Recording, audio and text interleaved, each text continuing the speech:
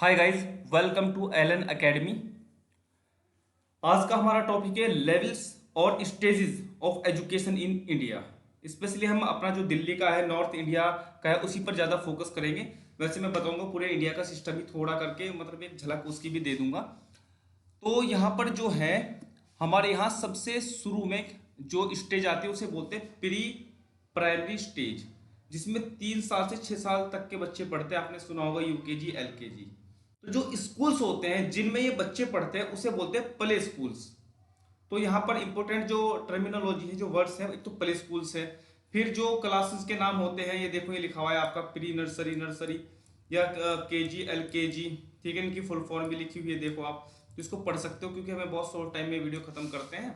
आपको जितना भी इसमें नॉलेज लेना हो, और इंग्लिश में नहीं समझ में आता है ना स्टूडेंट्स, तो आप एक काम कर सकते हो। अगर आपके पास मोबाइल फोन है तो उस सेंटेंस को गूगल ट्रांसलेट में टाइप करो, उसकी हिंदी आ जाती है।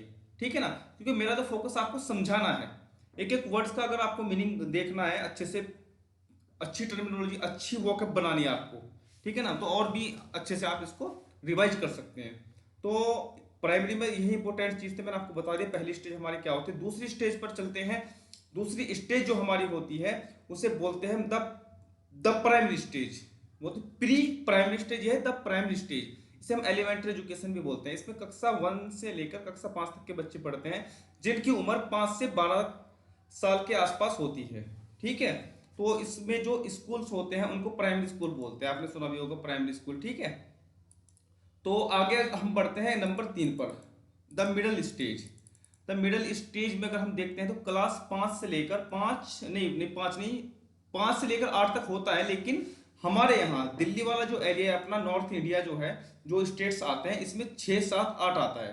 ये 5 से लेकर 8 यहाँ पर लिखा हुआ है। ये पता है किसके लिए है? कुछ स्टेट्स हैं जो तमिलनाडु, कर्नाटक, गुजरात, उसमें 5 से लेकर 8 तक बोला जाता है। मैंने कहा था आपको पहले ही कि मैं थोड़ा सा उसका भी नोट मैंने किया हुआ है। देखिए यहाँ पे लिखा 3 से 4 साल का एक एकेडमिक टाइम होता है। ठीक है ना, ईयर्स ऑफ एकेडमिक मतलब शिक्षा के जो टाइम होते हैं। ठीक है, तो इसमें आप एक चीज और देखोगे, जो इसमें उम्र होती है बच्चे, वो 12 साल से लेकर 14 साल के बीच में जो बच्चे होते हैं। इसमें तो देखो, वो तो एडमिशन कब लिया है उसने, उस पर डिपेंड करता है, लेकिन एवरेज यही है। तो इसमें जो स्कूल्स होते हैं उनको क्या बोलते हैं? जूनियर हाई स्कूल या सीनियर स्कूल। उन स्कूलों को हम ये इस नाम से बोलते हैं। ठीक है, नहीं तो ये इंपॉर्टेंट चीज है कि जूनियर हाई स्कूल क्या होता है, सीनियर स्कूल से हम किसे बोलते हैं। ये सबसे इंपॉर्टेंट चीज है। देखो, टाइम को तो डिवाइड इतने ही पार्ट्स में किया हुआ है पूरे इंडिया के अंदर। बस थोड़ा ये कैटेगरीज कर दिया गया है। कहीं पर क्लास 1 से लेकर क्लास 4 तक हम प्राइमरी बोल देते हैं, 5 से लेकर 8 तक हम जूनियर हाई बोल देते हैं। तो थोड़ा सा यहाँ पर वेरिएशन हो जाता है इंडिया में, लेकिन पूरा इंडिया का एक ही सिस्टम है। हमारे दिल्ली का तो क्लियर है।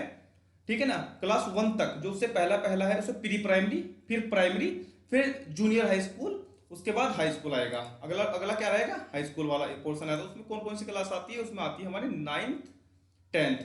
लेकिन यहाँ पर आप देख सकते हो 8th 9th 10th 8th, तो 8 से लेकर 10 तक। तो हमारे यहाँ 2 से 3 साल। देखिए यहाँ पर क्या है, 2 से 3 साल। ठीक है ना, 2 या 3 साल। ठीक है ना, तो इसमें हमारे यहाँ जो अपना एरिया, वो आप क्लियरली जानते हो, 9th और 10th को हम हाई स्कूल बोलते हैं। ठीक है ना, देखिए, तो इसके जो सेकेंडरी स्कूल भी बोलते हैं, जिन स्कूल्स में ये पढ़ाई होती है, या हाई स्कूल भी बोलते हैं। ठीक है ना, तो इसे बोलते हैं द सेकेंडरी स्टेज। ओके, अगर हम अगला अपना देखते हैं, इससे नेक्स्ट पांचवा। पांचवा हमारा क्लियरली आपको इसकी भी नॉलेज होनी जरूरी है, जो सबसे इंपॉर्टेंट होता है, क्योंकि इसमें बहुत ज़्यादा इंपॉर्टेंट इसलिए क्योंकि हाई स्कूल के बाद हमारी एक स्ट्रीम चॉइस आती है, जो हम अपना डिसीजन लेते हैं हम किस लाइन में जाना चाहते हैं। इसमें देखिए लिखा है आर्ट्स है, कॉमर्स है, साइंस है। ठीक है ना, इसमें मेडिकल, नॉन मेडिकल के नाम से 2 कैटेगरी में हम इसको डिवाइड कर देते हैं। तो ये 2 साल का होता है, सबको पता है। 11th और 12th क्लास ये पूरे इंडिया में लगभग एक ही है। देखो, ये पूरे इंडिया में एक ही है। ठीक है ना, इसमें कुछ, इसमें सीनियर सेकेंडरी स्कूल्स भी बोलते हैं, जिस जो स्कूल्स में पढ़ाई होती है, या हायर सेकेंडरी स्कूल्स भी बोलते हैं। ठीक है ना, इसमें लिखा है the schools which provide education up till 12th, मतलब 12वीं क्लास तक, and are commonly known as, उन्हें जो कहते हैं ना सीनियर सेकेंडरी स्कूल्स और हायर सेकेंडरी स्कूल्स भी बोलते हैं। ठीक है, तो यह बहुत ही इंपॉर्टेंट है। ये कुछ यूनिवर्सिटीज भी पढ़ाती है, जो यूनिवर्सिटीज है, जैसे कि हमारी जामिया है, बनारस हिंदू यूनिवर्सिटी है, दिल्ली यूनिवर्सिटी है। ठीक है ना, इसके भी कुछ स्कूल्स है। इसके बाद आता है अपना अंडर ग्रेजुएट स्टेज, 12वीं के बाद हमारे पास हम जानते हैं बीए, बीएससी, बीकॉम, ये सब कुछ लिखा हुआ है। देखो कितना लिखा हुआ है ना, बीए लिखा हुआ है, आईटी लिखा हुआ है ना, बैचलर ऑफ साइंस इस आईटी में, ये आईटी क्या है, स्पेशलाइजेशन है। बीएससी लिखा हुआ है, बैचलर ऑफ साइंस, ये भी अलग अलग ऑनर्स होते हैं ना, स्पेशलाइजेशन इसमें भी होती है। बीबीए होता है, देखिए तो बहुत सारे आप ये जानती हैं 12वीं के बाद की जो इस तरह के कोर्स होते हैं। उसके बाद पोस्ट ग्रेजुएट, वो भी स्पेशलाइजेशन ही होती है उसमें भी। जैसे हम आप एमएससी कर रहे हो मैथमेटिक्स में, फिजिक्स में, केमिस्ट्री में, अलग अलग किसी भी सब्जेक्ट में एमए कर रहे हो आप, तो पोस्ट ग्रेजुएट के जो बाद आता है वो होता है आपका पीएचडी, डॉक्टरेट कोर्सेज। तो ये जो doctorate courses, post graduate stage मतलब पोस्ट ग्रेजुएट कोर्सेज, फिर हम कह सकते हैं ग्रेजुएशन, तो ये जो टर्मिनोलॉजी, जो शब्दावली है, इसकी आपको अच्छे से नॉलेज होना बहुत ज़्यादा जरूरी है।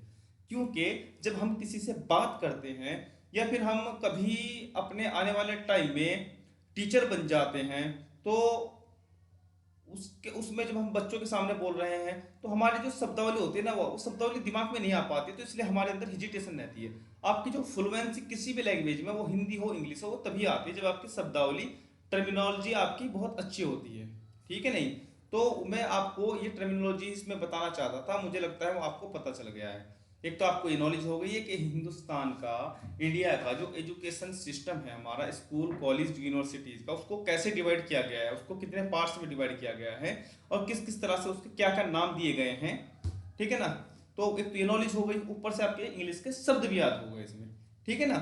और आप, मैं तो यही कहूँगा कि आप जितनी मेरी जो स्लाइड्स हैं इनको रोक करके इनको अच्छे से पढ़िए, पॉज कर करके ना हर वीडियो को, उनको अच्छे से पढ़िए, डिक्शनरी में इनके मीनिंग्स देखिए और अच्छे से प्रिपरेशन कीजिए, क्योंकि बहुत अच्छी, वही छोटी छोटी मगर मोटी बातें हैं। जबकि आपको लगा होगा यार ये क्या बताया इसमें, इसका तो कुछ फायदा होने वाला नहीं है, लेकिन एक ये गारंटी है कि अगर आपको हायर एजुकेशन लेनी है और कभी आप टीचर बनोगे या कहीं भी आप अपने आप को प्रेजेंट करोगे, तो छोटी छोटी बातें ही ये बड़ी बड़ी बातें बन जाती हैं। आप अटक जाते हो, हाँ यार मुझसे क्या बोलते हैं, इसे क्या, तो छोटी छोटी चीज़ें बहुत इंपॉर्टेंट हो जाती है उस कंडीशन में। ठीक है? अगर आपको दुकान ही चलानी है, ठीक है भाई मुझे तो किराना स्टोर चलाना है, परचून की दुकान चलानी है, फिर हाँ इस चीज़ की जरूरत नहीं पड़ेगी। ठीक है? Okay, thank you very much, आज के लिए इतना ही। और कोई सवाल हो आपका तो उसके लिए मैं वेट करूँगा कमेंट बॉक्स में, तो आप उसके लिए कमेंट कर सकते हो। Okay bye.